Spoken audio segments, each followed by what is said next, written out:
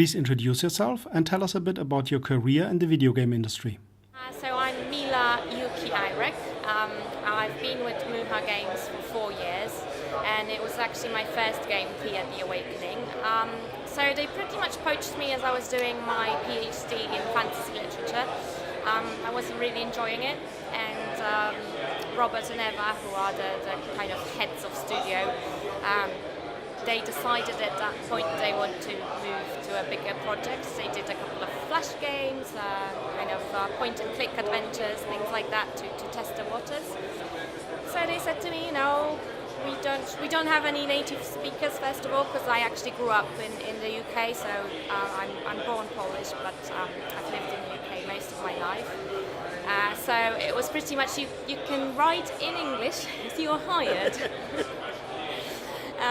So I did have experience as writing when they did take me on. Obviously academic writing for the PhD and fiction writing for myself.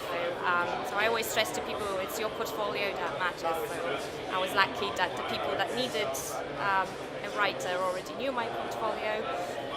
But yeah, that was the main thing. So that's my story. I got onto MuHa and we did Thea, The Awakening. It was actually, they threw me in at the deep end because I had absolutely no experience in technical design, anything like that. So Robert sat me down with the events editor, and I was fine with the writing stuff, so I came up with the world and then the story and the plot for the world, but then sitting down at the events editor and actually just plunging into quest design was terrifying, but it worked out well, so the rest is history, as they say. MuHa Games is a small indie team founded in 2010. When did you realize this thing might make a living for us? When we started Thea, The Awakening, we still weren't sure that was going to make us a living. So it started off with our programmer and our designer actually working on it after hours, after their main job. So it was only me and our graphic designer, and we actually worked on it pretty much full time, because at that point I decided it's more fun than my PhD.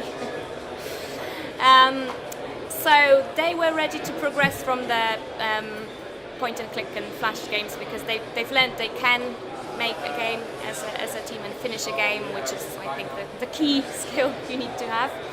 And yeah, they wanted to make something bigger, but at that point I remember we were calculating that we would be happy if we sold something like 20,000 copies, that would have recouped our costs, and we would have been like, okay, so then we can make something else next and build on our experience and so on. So actually it was very unexpected when Thea turned into something that we could do properly full time and now make the second game, and also self-funded, so it caught us by surprise. The MuHa team is located in two separate locations, the UK and Poland. Do you face issues you wouldn't if sitting in one office? It has never been a problem for us. I think we're all actually friends from before we started making the game. That probably makes a difference too. So our communication, we argue, but we never take it personally. So even when we have really big fights in terms of game design or something, we know this is the work stuff, and we're fine in our personal life. We use Discord and Google Hangouts previously to communicate on a daily basis, so we'll often just sit there connected on voice chat.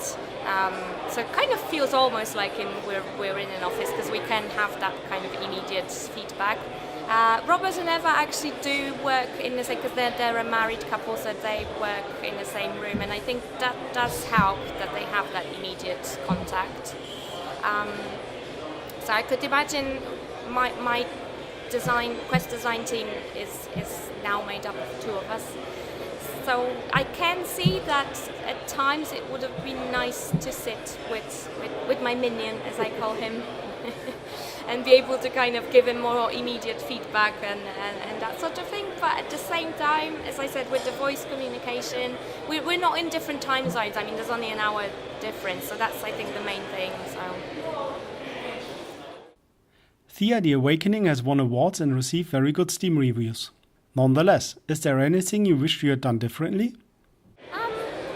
Well, this is why why Thea 2 is born, because we did have a lot of things that we wanted to improve in terms of gameplay and design, but it didn't make sense to do it for Thea 1 because we would have to rewrite the engine. Also, when we started Thea 1, as I said, we actually planned for a small project, and because I wasn't a tested quest designer, for example, initially the events part was going to be just a tiny little bit, and then it kind of expanded immensely because it turned out it's something I'm good at. But we still anticipated maybe 20-hour gameplay for Thea, which turned out to be not that completely. It's like at least 60 hours for kind of our average players. So our end game basically, I think, suffers in Thea 1 because we just weren't prepared for people to want to play it for that long. So we obviously we tried to add content and things like that, but it needs to be done from the beginning. It needs to be done in the early design stages for it to truly feel natural. So and multiplayer as well. So Robert basically wanted to play Thea with his wife, and so he designed the multiplayer for Thea 1 in a month after. It was 6 months after we already released the game. And suddenly the players were like, oh my god, this is fantastic, why didn't you do that from the start? This is the best thing. So yeah, again, I think Thea 2 is actually the fruit of all the things we've learned from Thea 1, and hopefully we've improved now.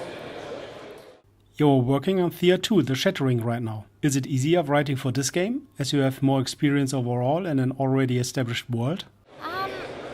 Yes and no. So it's definitely easier from the technical point of view. So I know what I'm doing now with the quest design, and I can actually teach someone to do it. So that's been a huge leap. And actually I found having someone to teach has made me more confident. So that part is great.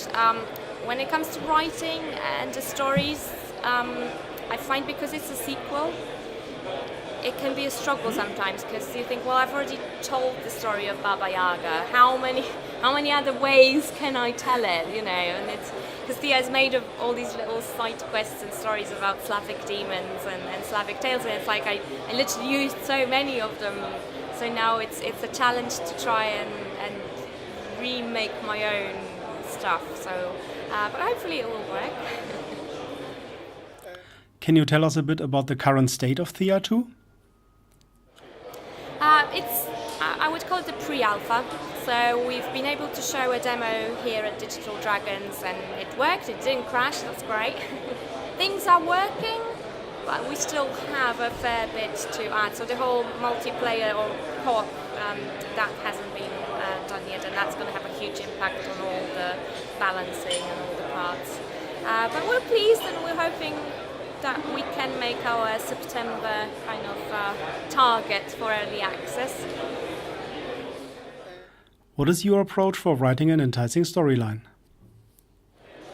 In terms of it being a storyline for a game, I think you need to keep in mind player choices. So it's not a story, it's not like writing a book where you're in charge of the story and you're really directing the characters the way you want to. What I find is I need to put myself in the shoes of various different players and thinking how would they want to resolve this story. But I think when you're writing a story for games, I think that's the key thing. Remember, you're not writing for yourself and you're not writing for the page, you are actually writing for the players to be able to change your story. So I always find you can't have a feeling of ownership in game writing. You need to let go of that and know that both the team and the players are going to want to change your writing. What are the elements of a compelling video game for you? So I'm a huge BioWare geek. And what I love about those games is, apart from the romances, I love the romances, so that's a big plus. But no, it's more when the game world reacts to my character. So what I loved about Dragon Age Origins, for example, is that every class had a different beginning, a different story, and the gender of my character had an impact on how other characters reacted to me. I love that. Those are the sort of games that I will come back to and play over and over, and I didn't think there's enough. What is your favorite character, quest, or Easter egg you've put into a game so far? Well, I mean, an Easter egg that I really enjoyed, and I think our players have as well, was a quest based on Monty Python, the bridge gag. But instead of the bed, it was what speed a troll would throw someone at, and then So I played with it to make it Thea based. But we had a couple of people notice, and I'm like, oh my god, this is Monty Python, this is great. So things like that I do really enjoy. And as far as a quest I enjoyed writing, I remember one where you had to help a dwarf chat up a demon girl because he wasn't very good at social interactions. So we were like, if you go and chat her up for me, I'll give you really good armor and stuff. And there were all sorts of complications of this environment, but things like that I really like. And as a final question, do you have any tips for rookie writers or designers? I'm not sure I feel wise enough yet to give out advice. It kind of feels like, I don't know, I think people should be giving me advice. But I think actually what I said earlier about player choices, think of yourself as a player first and then write your story or your quest. I think that's for me, that's been a good approach. So I also play pen and paper role-playing games with a couple of groups for years and years, and I have this one player, for example, that likes to kill everything, and he really enjoys that. So whenever I'm designing a quest, I always have him at the back of my mind, and I'm like, I'll make a route that is just, it skips all the story, skips all the stuff. You can just go and do it, kill everyone. Obviously, the consequences may be complicated, but yes, remember to give a variety of choices. So just think about what you like as a player, and then approach your quests and your writing.